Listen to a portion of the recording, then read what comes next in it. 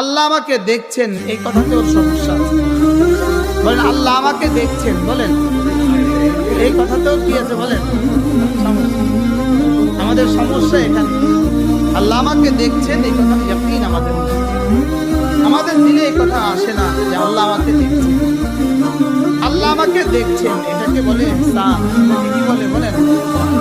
আল্লাহ আমাকে দেখছেন এটাকে যদি ইহসান বলে তো এটা সবসময় থাকা লাগবে। এটাকে বলে দাওয়াম।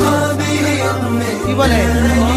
দাওয়ামে ইহসানের দ্বারা, দাওয়ামে ইহসানের দ্বারা, দাওয়ামে ঈমান, দাওয়ামে ইহসান, দাওয়ামে ঈমানের দ্বারা, দাওয়ামে ইসলাম,